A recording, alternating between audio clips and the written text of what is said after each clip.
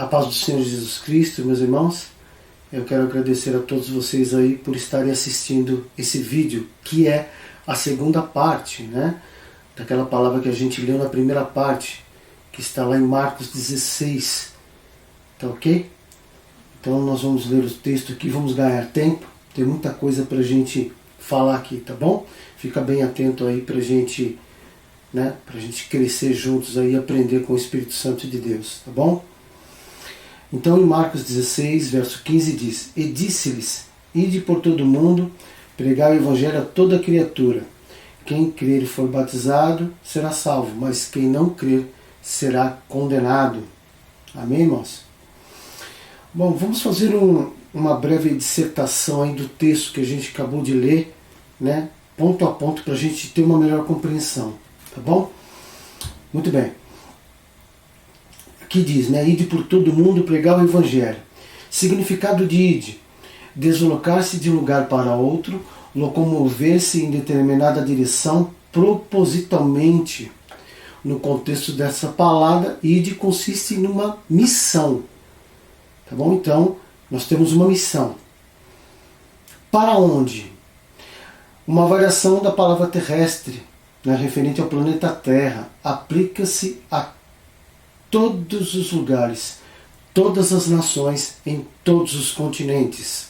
Né? Significado de pregar o quê? Pregar o quê? Pregar o Evangelho. Cada um dos 4 livros dos apóstolos Mateus, Marcos, Lucas e João, incluídos no Novo Testamento, que narram a vida, a morte e a ressurreição de Jesus Cristo. Bom? Para quem devemos pregar? Cada um dos seres humanos viventes, todos os indivíduos, sem exceção, a designação da espécie humana compreende toda criatura viva à imagem de Deus. Amém? Crer. Qual o significado de crer? Crer em Jesus Cristo consiste em conduzir sua vida de acordo com o seu Evangelho. Significa que você constrói sua vida baseada nos fundamentos da sua palavra. Aqui eu quero abrir até um parênteses, né? Esse crer aqui não significa que você crê em cura de caroços, não é a mesma coisa. Tá ok? Eu creio que uma porta vai abrir. Não é. Crer em Jesus Cristo significa prática de vida, significa que você tem uma vida semelhante a que Cristo viveu. É testemunho de vida. Tá bom? Baseado na palavra de Deus. Muito bem. Significado de batizado: um ato confessional público de fé e arrependimento. Não é indicado como pré-requisito para a salvação, apenas para a admissão à igreja. Ele simboliza a morte do indivíduo para o pecado e o novo nascimento em Jesus Cristo. Significado de salvo, né? Quem crer e for batizado será salvo. O que significa salvo? No Antigo Testamento, geralmente utilizado como livramento de determinado perigo, enquanto que no Novo Testamento significa estado de purificação avançado, ou seja, a alma redimida dos pecados. Tá bom? E quem não crer será condenado, né? Significado de condenado: aquele que recebe uma sentença de punição. Nesse contexto bíblico, uma punição eterna. Foi considerado culpado. Né? Só para a gente esclarecer melhor aí, né, o significado de cada palavra, de cada expressão nesse texto que a gente viu de Marcos 16. Né, irmãos? Muito bem, irmãos. A palavra evangelho, ela é encontrada 97 vezes na Bíblia. E a palavra Jesus Cristo, 1273 vezes. Né? Ambas elas são encontradas somente no Novo Testamento.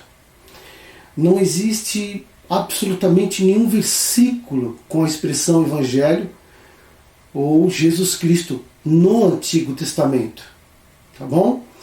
Tudo que a gente precisa, a gente necessita como homem e também como igreja aqui, nessa vida aqui na Terra, né? E também para nos prepararmos para a eternidade, estão contidos no Novo Testamento, ok? Através do Evangelho genuíno de Jesus Cristo. Né? O Novo Testamento ele representa uma nova aliança, representa um novo pacto, um novo concerto, estabelecido através da morte sacrificial de Jesus Cristo. O antigo pacto, o antigo testamento, a antiga aliança, ela não tem validade nesse período, porque Jesus cumpriu toda a lei. O plano de Deus, né, de salvação dos homens, que se iniciou lá antes da criação, ele se cumpre no Novo Testamento, né, através da fiel exposição do Evangelho, né, e também um complemento aí das doutrinas dos apóstolos. Estabelece o arrependimento de pecado através, né, da exposição do Evangelho de Cristo e também a formação das primeiras igrejas de cristãos. Ou seja, é uma obra interior. Tá ok, irmãos? Acho que está dando para entender, né? No Antigo Testamento não existe nenhuma promessa sobre o céu. Todo o Antigo Testamento ele faz promessas do reino de Deus na terra, pois ele não trata do céu prometido por Deus. O Antigo Testamento, ou Antiga Aliança, Antigo Pacto, como você quiser chamar, ele é um tratado de Deus com Israel, né? Um tratado de Deus com o povo israelita, baseado na lei de Moisés e na lei dos profetas, ok? Onde todo o sistema de culto e adoração, eles eram baseados em atos proféticos, objetos sagrados, sacrifícios de animais, ou seja, é uma obra exterior. Espero que os irmãos estejam compreendendo a diferença de Novo Testamento e Antigo Testamento. Irmãos, nós somos seguidores de Jesus Cristo. Nós devemos focar impreterivelmente na liturgia dos cultos, pregações no Novo Testamento. Ok? Mas claro, sem deixar de fazer citações do Antigo Testamento. Mas não como vem acontecendo na grande maioria das igrejas. Não é? Pregue o Novo Testamento frequentemente nos cultos, nas pregações, e faça apenas citações do Antigo Testamento. Né? E não o contrário. Ok? Irmãos, eu quero que vocês vejam um trecho de um vídeo de uma revelação onde Deus me fala sobre o que estaria acontecendo com a sua palavra, né, nesse tempo presente nas igrejas. Assista aí. Eu estou caminhando, toca nesse ombro aqui, quando eu me viro para olhar quem era aquele irmão da primeira igreja, da primeira igrejinha, aquela simples. O irmão que me viu, era ele. Ele estava com uma Bíblia na mão. Aí ele me entregou assim e falou, abre. Aí eu abri. Eu abri a Bíblia e fui folheando. Falei, meu Deus. Ela estava toda em branco, todas as páginas. Fui folheando até o final. Estavam todas em branco. Eu olhei para ele assim, né, um pouco assustado, né? Mas está em branco. E ele me disse assim, veja o que estão fazendo com a palavra de Deus. Terrível, terrível. Fique com ela. Foi quando eu virei, foi quando Deus me falou, não é mais o meu espírito que tem falado nos púlpitos das igrejas. Não é mais a minha palavra que tem sido pregada. Muito bem, irmãos. Essas palavras ditas aí, dessa revelação, eu não tirei, irmãos, das redes sociais, do Facebook, ou de pregadores do YouTube. Elas também não foram tiradas aí de programas da TV, desses telesevangelistas. Também não saiu de jornal ou de revistas. Eu não inventei nada disso, irmãos. Disso que foi dito nesta revelação. Foi o próprio Deus que alertou sobre a ausência da sua palavra e do seu espírito nas igrejas. Né? Eu sinceramente, irmãos, eu não entendo por que vocês resistem tanto a essa verdade. Não entendo. Queridos, quando o pastor, a pastora, né, o líder, homem e mulher, os pregadores, ou os pregadores de agenda, quando eles ignoram essa verdade incontestável, eles acabam colocando em risco a salvação das almas das ovelhas e também a sua própria salvação, por acreditarem que esses homens maus são aqueles mercenários dos programas de TV. É claro que são eles também, mas não são só eles. Na verdade, é a grande maioria dos pastores e pastoras que negligenciam, ignoram o evangelho genuíno de Jesus Cristo, né? E se alimentam aí do seu orgulho, da sua soberba, irmãos, né? Pregando aí textos claramente escolhidos a dedo no Antigo Testamento, que não geram uma regeneração, não geram um novo nascimento, irmãos. Essa é a verdade, e eu sei exatamente quem são. Muitos eu conheço, são amigos próximos, eu tive convivência, muitos nem são tão próximos assim, pastores, pregadores. Alguns eu conheço aqui pela internet, tenho relacionamento pela internet, e até tem alguns que são muito próximos mesmo, a ponto de ser da família, assim, de família, que estão nesse espírito, esse espírito do Antigo Testamento, pregar no Antigo Testamento, quando Deus não quer que pregue no Antigo Testamento. O Espírito Santo, irmão, ele veio para pregar no Novo Testamento, para dar testemunho da vida de Cristo no Novo Testamento. O Espírito Santo, ele pode até citar o Antigo, mas a prioridade do Espírito Santo é pregar o Novo. Por isso que aquela revelação, quando diz que Deus disse, a minha palavra foi tirada, né? A Bíblia estava em branco, a minha palavra foi tirada, não é mais o meu Espírito, é porque o Espírito não está mais falando. Não é mais a palavra de Deus. Porque se fosse o Espírito falando, e se fosse a palavra de Deus, as pregações do Antigo Testamento eram a grande maioria. Mas o que fizeram? Tiraram a palavra e tiraram o Espírito Santo de Deus de cima do púlpito. Não, nós vamos pregar no Antigo Testamento. Será que eu fui bem claro agora? Será que o senhor, a senhora que saiu do outro lado dessa câmera entendeu? Quando você prioriza textos do Antigo Testamento que não gera novo nascimento, o senhor se enquadra nessa revelação que o senhor acabou de ver aí. Está tirando as palavras da Bíblia. Está tirando o Espírito Santo, está fazendo a sua vontade. Mas claro que isso é impossível. O senhor vai continuar teimando, meu irmão? A senhora vai continuar teimando nisso? Vai insistir nisso?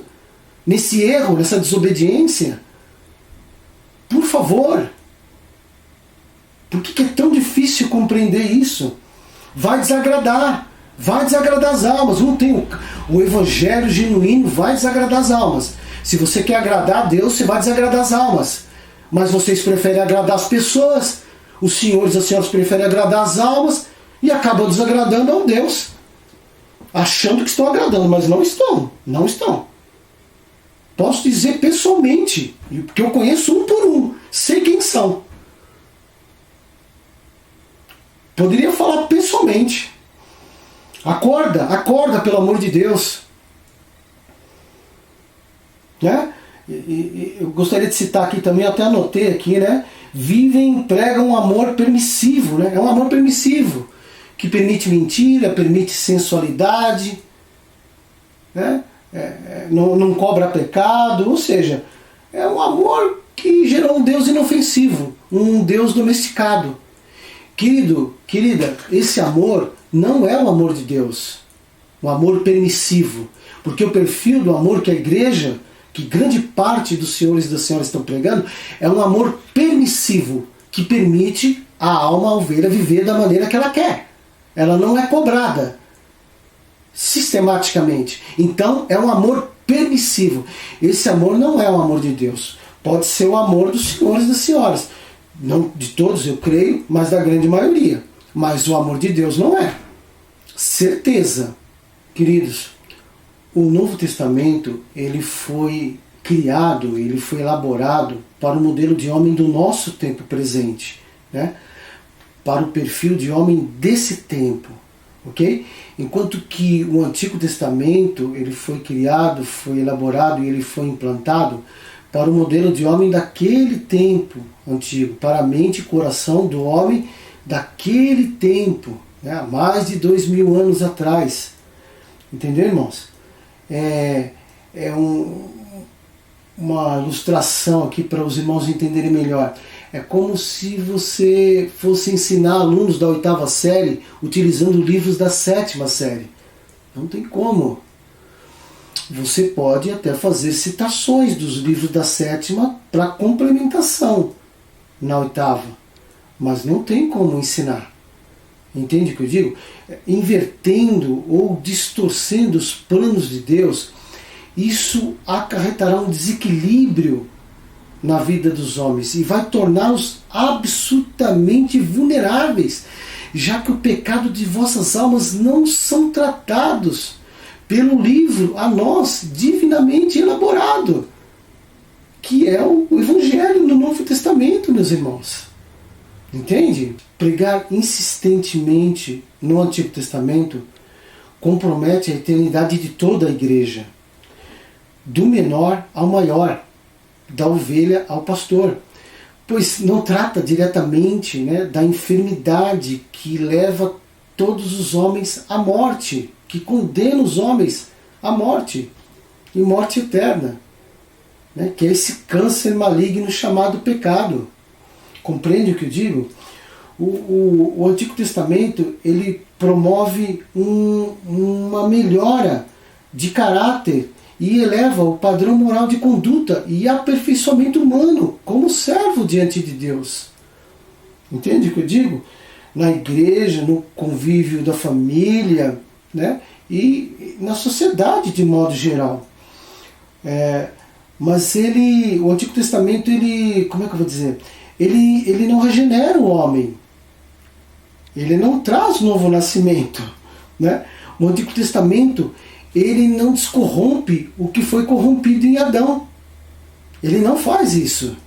Apenas o Novo Testamento tem essa condição de descorromper o homem, de tratar o interior do homem.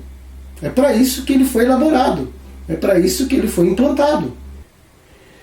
Escute o que eu vou dizer aos senhores e senhoras, pastores aí, pastoras que estão me assistindo agora, o senhor que é líder, a senhora que é líder de igreja, os senhores que são pregadores, pregadoras aí, né? Também aos pregadores de agenda, escute o que eu vou dizer.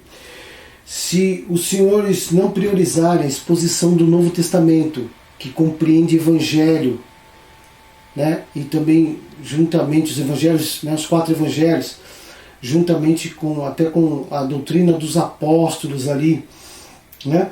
Nos seus discursos, no púlpito de vossas igrejas, né? Pregando insistentemente sobre arrependimento de pecados, sobre o arrebatamento da igreja, os senhores continuarão comprometendo a salvação das almas que se encontram nessas igrejas, nas vossas igrejas, e também a sua própria salvação. Acredite no que eu estou dizendo, né? Eu estou lhes avisando por inspiração divina. As revelações não são conto de fadas que eu coloquei aqui, né? O novo nascimento ele só se encontra no Novo Testamento, né? Não se nasce de novo ouvindo discursos continuamente no Antigo Testamento. Isso é fato. Entendeu, meu irmão? Entendeu, minha irmã? Amém? É somente até aí. Eu quero agradecer a todos os senhores e senhoras que assistiram a primeira parte, né, dessa palavra aí da pregação, e agora também a segunda parte. Realmente eu fico muito agradecido por estar aí até agora, né, me acompanhando, ter tido paciência, tá ok?